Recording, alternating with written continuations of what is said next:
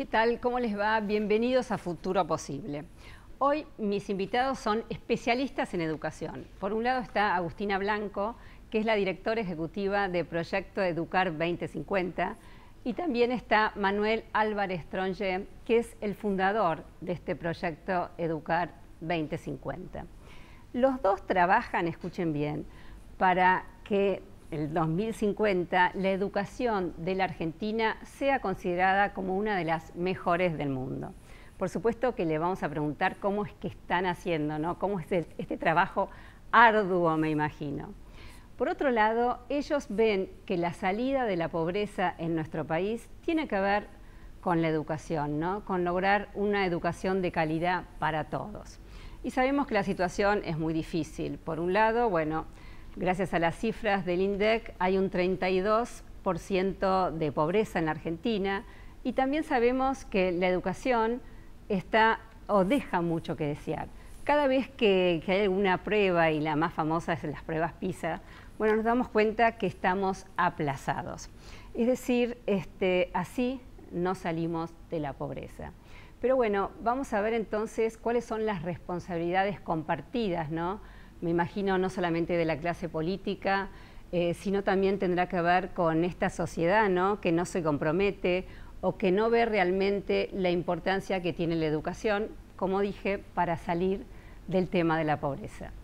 Auspicios y enseguida estamos con ellos.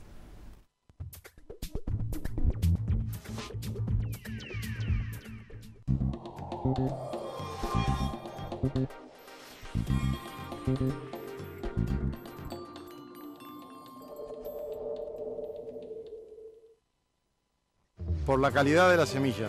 Porque tengo la mejor variedad para todos mis ambientes. Porque a las nuevas tecnologías le suma la mejor genética. Soy José Luis de Amenábar, Santa Fe, y yo siembro Don Mario. Soy Pino de Zipacha y yo siembro Don Mario. Soy Jorge de Salto, Buenos Aires, y yo siembro Don Mario. Los productores reales no saben actuar, pero sí saben qué elegir. Nuevas hojas Don Mario con tecnología intacta RR2 Pro. Don Mario, líder en soja. ¿Salió mal? La hago de vuelta. La Tercera, una empresa dedicada al desarrollo de productos de vanguardia para una arquitectura sustentable y el cuidado del medio ambiente. Líder en la fabricación de ladrillos cerámicos de la más alta calidad, comprometida con su personal, la responsabilidad social y el país. La Tercera. Me quedo con vos, yo sigo de largo, voy a buscarte. Estás paseando la ciudad de Buenos Aires. Se quema la guita de esta manera la que me espera. ¿Cómo me cuesta verte de evitar hacer? Alcanza tu sueño. Anímate a emprender. Entra en buenosaires.gov.ar/emprendedores. Buenos Aires Ciudad. Vamos, Buenos Aires.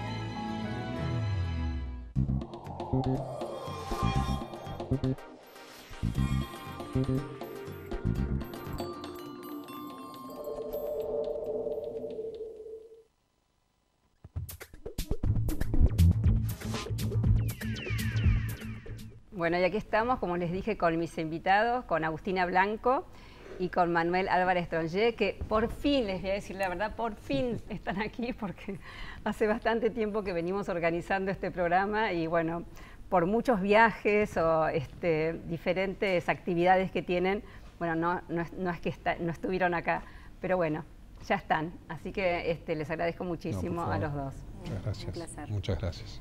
Vamos a empezar a ver cómo nació Proyecto Educar 2050. Bueno, empiezo porque soy el más viejo, digamos, en la historia de Educar. Educar nace en el año 2007, cuando producto de la enorme crisis del 2001-2002, las noticias sobre el norte argentino eran muy dolorosas. Los artículos en el diario eran hambre en el país de la carne. Y con un grupo de amigos decidimos ir a ver si realmente eso era así. Y la verdad que los artículos tenían razón, los chicos se morían de hambre, había problemas de desnutrición muy importante. Y para hacerlo corto nos dimos cuenta que la mejor herramienta para combatir esa situación eran las escuelas, era la educación. Contra la pobreza, buena educación. Ese fue nuestro lema que empezó a nacer en ese momento. Y con un grupo Manuel, ¿verdad? Que te pregunto, ¿no? Sí. ¿Cómo te diste cuenta que se combate la pobreza allí? ¿No pensaste enseguida con un tema de alimentación, un tema de vivienda, sino que dijiste con la educación? Estoy haciéndolo muy resumido, pero sí, la verdad es que cuando uno va al verdadero impenetrable, digamos, no a las zonas urbanizadas, sino a las zonas de escuelas rurales, la directora de escuela o los maestros son mucho más que maestros. Hacen casi la figura de una jefa de tribu. Son maestros, pero son terapeutas, son transportistas, son cocineros, están todo el tiempo al lado de los chicos, muchas veces son padres también. Y entonces, ante esa figura tan fuerte, y lo que significa la escuela, que también es más de lo que nosotros pensamos, no es solamente un pizarrón y la tiza, es que el alumno se siente muy contenido y cómodo cuando va a esa escuela. Entonces nos dimos cuenta que era la manera, porque vimos en ellos una especie de gran líder con posibilidades de hacer el cambio. Y a partir de allí, cuando hay un buen líder, esto después lo vimos en otros aspectos de Educar 2050, empieza a haber una comunidad de padres que se empieza a sumar y empieza a haber una comunidad de alumnos que responde a este círculo virtuoso. Claro. Y eso nos dio un camino como para trabajar y así empezamos con alrededor de 30 escuelas. Sí, un camino difícil porque también se dieron cuenta que la educación en la Argentina estaba pasando y está pasando un momento muy, bueno, digamos, caótico. Bueno, un momento muy difícil y la verdad que esto, te estoy hablando del 2007, ¿no? 2008, y así fue y nos dimos cuenta de eso y por eso nos pasamos a la incidencia en política pública, porque una cosa es la gotita de agua en el océano que puede significar una escuela o 30 y otra es mover el amperímetro y tratar de cambiarlo para que el país tenga mejor educación.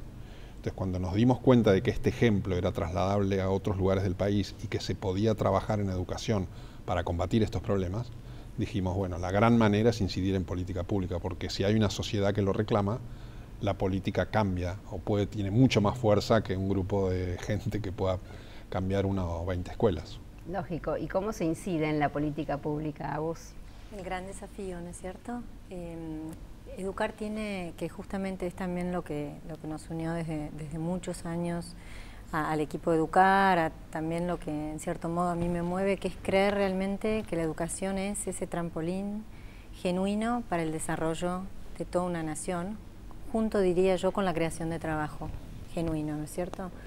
Si tenemos en cuenta estos dos pilares, y como bien decía Manuel, va mucho más allá de comprender y ver lo que la escuela como unidad, que sigue siendo como una unidad de base a nivel, la llegada a los chicos, la llegada a la familia, todo lo que tiene que ver con la generación de vínculos. Pero si uno tiene una mirada más macro, que tiene que ver con esto, con los dos grandes objetivos de Educar, que son concientizar a la población sobre la importancia de la educación por un lado, y la segunda es la incidencia en política pública, de ese modo realmente uno piensa, bueno, esto se escala, esto tiene que ver con un plan estratégico de país, esto no puede quedar solamente en una zona o en un distrito.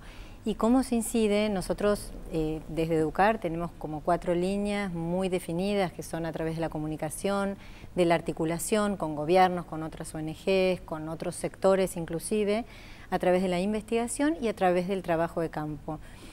De esas 4 formas tenemos una mirada que constantemente acompaña, por un lado, esta voz fuerte de reclamo y de decir las cosas que hay que decir y de tener constantemente, que en esto Manuel es bien contundente, un mensaje claro, un mensaje franco. Si es difícil y es duro, es lo que hay que hacer realmente, elevar la voz y por otro lado constantemente colaborar, articular y ser de algún modo propositivos. Nosotros no queremos quedarnos en la mirada de todo lo que no funciona, sino que cómo la sociedad civil acompaña, colabora, contribuye, pregunta, genera debates y sobre todo eso, ¿no? Cómo de algún modo podemos acompañar con ideas y con puesta en marcha de proyectos. Ahora, ¿qué gran cambio se produjo en la sociedad, ¿no? Porque es verdad, incidir en políticas públicas, pero también en una población que está dormida, digámoslo, con el tema de educación, ¿no? No interesa, cuando uno ve las demandas que existen en la sociedad, la educación no está, salvo cuando, bueno, hay una campaña, ¿no? Y ahí los políticos se llenan la boca hablando de educación. Pero yo digo, ¿qué pasó como sociedad, no? Y me voy a principios del siglo pasado, donde, bueno, nos dábamos cuenta que la educación era la gran herramienta para el desarrollo del país, y que entonces mi pregunta es, ¿qué nos pasa? Mira, hay una anécdota que engancha con lo que preguntás y que tiene que ver con los comienzos de educar. Una mamá, cuando hicimos una reunión por un secundario rural, lo definió en la mejor metáfora. Dijo, miren, yo no sé si ustedes van a hacer un secundario rural o un jardín de infantes. Dijo, pero yo sé que mi hijo necesita el salvavidas de la educación. Y yo creo que allí nos dio una lección con simpleza de lo que significa ese verdadero salvavidas para un chico que está en la pobreza, para un chico que está en la indigencia. Salvavidas. Y esto engancha también con lo que vos decís de la sociedad. La sociedad todavía no lo llega a entender bien, el concepto. ¿Por qué? Porque en muchísimos otros problemas identifica al muerto y sale a hacer una manifestación, por ejemplo, ¿no? Pero acá lo que tiene la educación es que tiene muchos de estos enormes cantidades de gente que sufre por la no educación. Y eso no se ve. Inclusive vos le preguntás hoy a la sociedad, ¿cómo está educado tu hijo? Y te dicen, muy bien. ¿Y cómo está la educación del país? Muy mal. Y esa es la generalidad que no tomamos conciencia, porque aún en los niveles de mejor educación de Argentina está en el nivel más bajo de los niveles de los países desarrollados. Entonces, al no tomar esa conciencia, no sabemos reclamar y los políticos lo miran de costado, o por lo menos no le dan la prioridad que necesitamos. Y tenemos que martillar la cabeza sobre esa necesidad, no ser hipócritas. La verdad que la educación está en una situación muy difícil, muy delicada, desde hace un tiempo atrás, y hay algunas cosas que se han hecho bien, pero tenemos que, de vuelta, martillar sobre aquellas que son prioridad, y una tiene que ver con la pobreza. Claro, la pobreza, también, bueno, lo mismo, ¿le interesa a la sociedad también solucionar el tema de la pobreza? Ahora voy a decir que este año, gracias a Dios, es uno de los ejes de campaña del gobierno de Macri, y se nota más en los medios. Creo que hay una conciencia más de la pobreza, y también hay una condena, me parece, moral de que basta de ajuste, que no queremos un pobre más. Pero, sin embargo, existe esta pobreza tan importante, ¿no? Y yo creo que es lo mismo que hablamos de educación, lo vimos, hay una sociedad que está dormida. Si no, estos problemas no tendrían tal significado. Yo te voy a agregar algo a lo que venían conversando y a lo que decía Manuel, que es una de las cuestiones que a mí más me preocupa, que está absolutamente en línea. Esto que Manuel trae surge de una encuesta súper seria que se hizo, que qué pensás de la educación de tu hijo, está bárbara, y en cambio el resto está pésima. Eso es algo que es a nivel país se ha encontrado que es la percepción de la gente. Entonces, para mí, eso es un punto muy importante de tenernos, porque nosotros podemos hablar de definitivamente contra la pobreza, buena educación. Creo que todos acordamos con esta línea.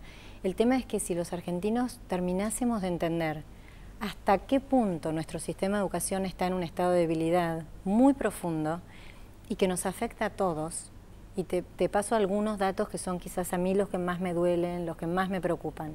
Argentina tiene entre 65 países del mundo el peor 65 en términos de clima escolar.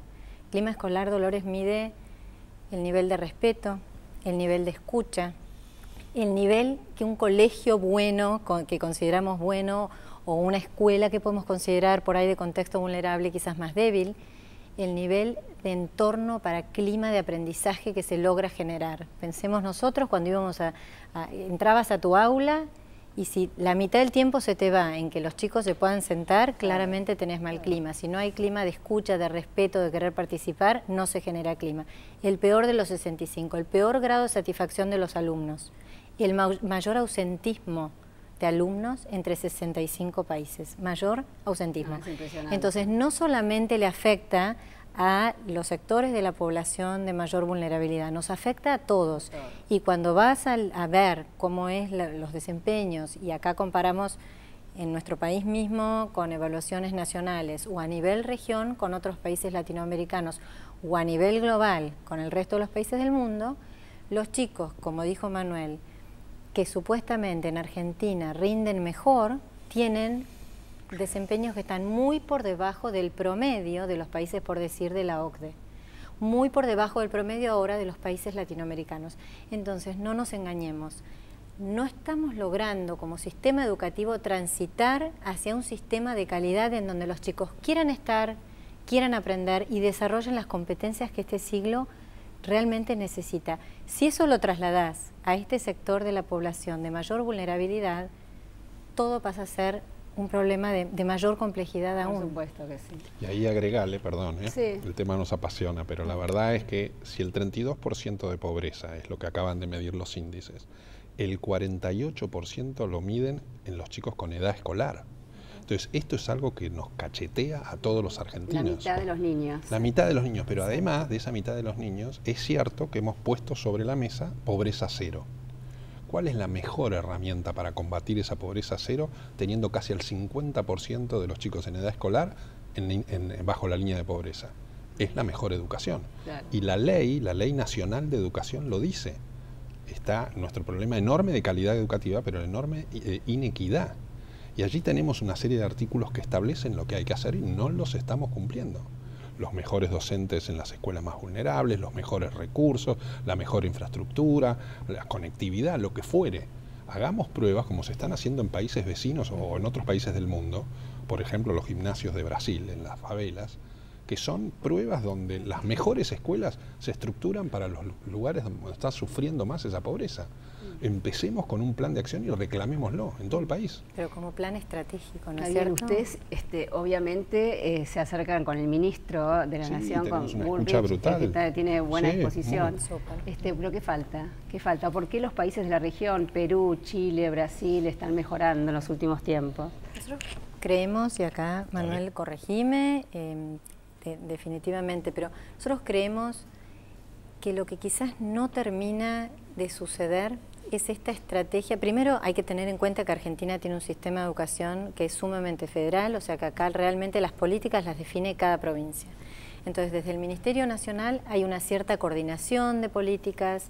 Sí creemos que a partir de este año en particular hay mucho mejor diálogo, hay mucho mejor vínculo, eso lo vemos porque son las conversaciones que salen del Consejo Federal, que son los 24 ministros que se reúnen todos los meses y demás, pero a mi entender al menos lo que sigue faltando es una estrategia de más largo plazo que esté focalizada en comenzar por las escuelas que realmente, por decir, los recursos son limitados, ningún sistema puede decidir vamos por todo, porque no alcanzan los recursos ni de gente, o sea, ni los recursos humanos, ni los recursos de dinero, ni alcanza el tiempo. Entonces, ¿cuál sería la estrategia de los primeros 4 años? ¿Cómo se seguiría después? ¿Cómo hacemos para asegurar que sea una política de Estado y que la próxima gestión no derrumba lo que se comenzó? Y eso es donde uno comienza a penetrar con cosas específicas. Hay políticas de docencia que requieren cambios, hay políticas de formación de líderes que requieren cambios. Entonces uno comienza... pero creo yo que debe haber este plan de continuidad, que es lo que a mi entender no sé si termina de ocurrir. Como una política pública, lógico, a largo plazo, es así que se mantenga a pesar de cambio de los gobiernos. Pero estratégica, sí, por integral, supuesto. realmente. ¿Te puedo agregar algo? Sí. Yo creo que como siempre en estas cosas hay que ponerse en los zapatos de lo que lo están pasando mal. Y la verdad que acá es la frase Ortega, argentinos a las cosas. Claro. Nosotros tenemos hoy un plan de pobreza cero, o por lo menos estratégicamente puesto sobre la mesa.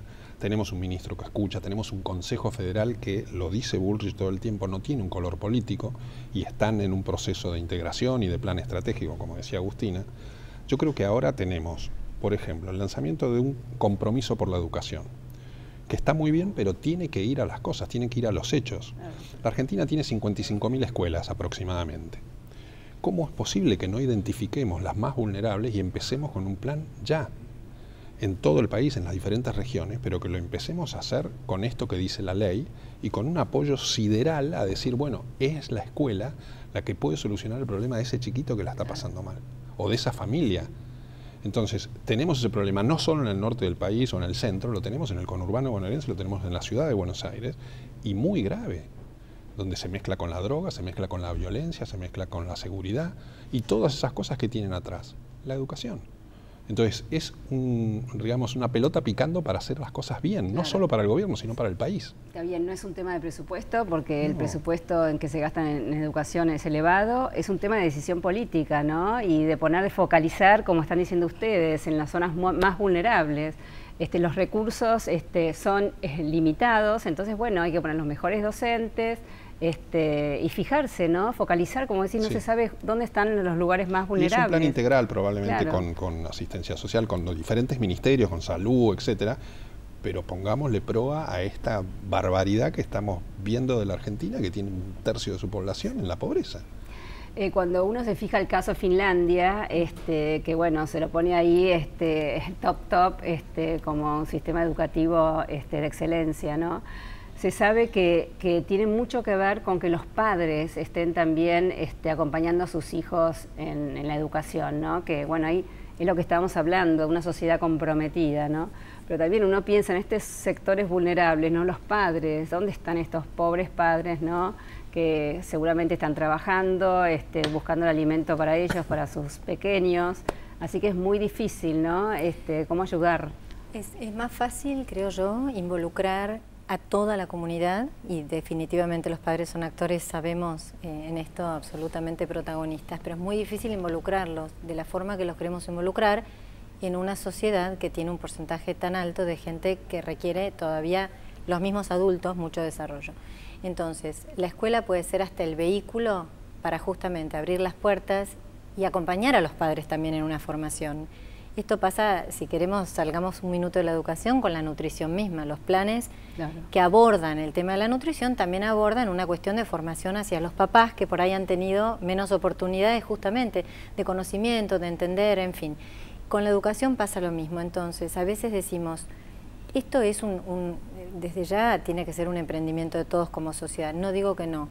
Sin embargo, si un país quiere desarrollarse y desde la política se comprende, y esto creo que nadie tiene la más mínima duda, que realmente son los gobiernos los que tienen la mayor responsabilidad para que ocurra, tenemos que saber que no podemos estar dependiendo en los sectores más carenciados de que ocurra quizás desde la casa, por lo que decís vos, por el mismo contexto, por la misma situación difícil, por lo apremiados que están con los tiempos, y de vuelta, porque a veces también tiene que ver con la falta de formación, no con la falta de voluntad. Lógico. Entonces esto debe ser responsabilidad del Estado en primera medida, y yo creo que requiere una cuota muy alta de valentía, porque cambiar un sistema de educación requiere decisiones que pueden tener un costo político muy alto. Dolores, las políticas vinculadas a los docentes son políticas muy difíciles de cambiar, pero yo no digo cambiar el plantel de docentes, que sabemos que hay docentes extraordinarios, que dan más de lo que deben. Ellos mismos están ávidos de una mejor formación. Claro. Ellos mismos, los que realmente son docentes con vocación y con ganas, son los primeros que les gustaría estar plantados frente a un aula de chicos adolescentes y saber cómo llegarles hoy en día, que no es con la forma que tuvimos antes, no les llegan más así. Todo eso implica grandes debates, grandes negociaciones, si querés hasta con los sindicatos y demás, pero que hay que hacerlo, es una batalla que hay que dar. Queremos mejores docentes, o sea, mejor preparados en nuestro sistema para todos los niveles del sistema educativo, pero definitivamente empecemos por los que más lo necesitan. Claro. Ustedes, su trabajo es lograr entonces en 2050 que Argentina tenga, ¿no? Antes del 2050. Antes lo van a lograr, por eso les digo, no bajan los brazos, ¿cómo están? No, ¿se decepcionan, siguen adelante? Es difícil, cualquier cosa en educación no se consigue un día para el otro, pero también hay experiencias de otros países donde en 6 años han conseguido cambios que se vislumbran, se ven, con lo cual evidentemente nuestro proyecto es a largo plazo. Pero la verdad es que se puede, y hay países de Latinoamérica que nos han mostrado mejoras que nosotros no hemos conseguido, como explicaba antes Agustina. Y la verdad que esto engancha mucho con también una decisión de la sociedad, es decir, el gobierno tiene la responsabilidad principal. El padre, digamos, ejerce la educación por amor, es decir, del verbo amar se deriva educar, y por eso maestra también viene con madre. Claro. Y la verdad es que como padres tenemos que comprometernos en esto, no solamente pensando en nuestros hijos, sino en aquellos que no lo son. Exacto. Porque la verdad que ese cambio que nosotros tenemos que dar es casi reemplazar cunas. ¿Cómo es posible que un chico, porque nace en un lugar, tenga predestinado su futuro? La educación tiene que cambiar esa cuna. y tiene que hacerlo llegar al chico. Obviamente esto no es fácil y no solo un maestro lo va a cambiar, tiene que ser un sistema. Pero ese sistema tiene que ser una prioridad de Argentina y sin color político, una prioridad de todos. Hoy, como decíamos antes, se escucha, se hablan, tienen programas estratégicos. Empecemos por 10.000 escuelas o por 5.000 si se quiere, pero como lo hizo Chile o como empezó a hacerlo Brasil o Colombia tiene también algunos otros ejemplos, o la India, pero empecemos y el trabajo sobre los más vulnerables. Sí, se viene un año electoral, ¿no? Empecemos también, bueno, a ver, no solamente por un tema de que hay que hacerlo, también por un tema, como yo dije en un principio, cada vez que hay elecciones en este país se habla de la educación y empiezan a salir los temas en programas así de este tipo o en los diarios, temas de educación, si no se duerme. Bueno, aprovechar también este momento, ¿no? que se viene, digamos, y que el ministro de Educación y Mauricio Macri, que también habla de pobreza cero, pongan el tema de la educación allí arriba, ¿no? Como unos de los ejes más importantes para seguir adelante, para solucionar el tema de la pobreza. Y ahora, como nos queda poco tiempo, vamos a decir un sueño de los dos soñadores. La Argentina tiene que llegar antes del 2050 a ocupar los primeros lugares del mundo. Así como ayer ganamos la Copa Davis, tendríamos que plantearnos, bueno, ¿por qué no la educación? Porque además la Argentina supo ser ejemplo en el mundo. No es que haya sido la mejor, pero sí supo tenerlo. Y supo tener estadistas que vieron en la educación como el gran camino para un país potente. Yo creo que ahora esto se está discutiendo y esto es bueno, y no es solo de este color político, hay gente que viene de la anterior gestión que también puso eje en la educación, y eso es bueno, no tengamos miedo en decirlo. Ahora todos los argentinos tenemos que reclamarlo, así como un día reclamamos la democracia en el 83 y dijimos este es el camino, ahora tiene que ser la educación como pivote para este flagelo que no podemos aceptar, que es el de una Argentina pobre. No vamos a aceptarlo. ¿Agus? Va muy en línea, va a parecer como lo mismo, pero es realmente mi sueño. Uno ve ciertos países que antes de llegar a buenos sistemas de educación han tomado la decisión estratégica a nivel nacional de que el camino del desarrollo era la educación y el trabajo. Y mi sueño es ese, que entendiendo que todo gobierno tiene urgencias, que son de corto plazo, que son coyunturales y que definitivamente en general se ligan a lo económico, yo lo comprendo. Pero que la visión de desarrollo de nuestro país sea la educación. Ese es mi sueño. Bueno, los felicito a ustedes dos y no bajen los brazos, sigan adelante. Bueno, gracias, Dolores. Muchas gracias. Bueno, muchísimas gracias y muchísimas gracias a ustedes y los espero el próximo miércoles.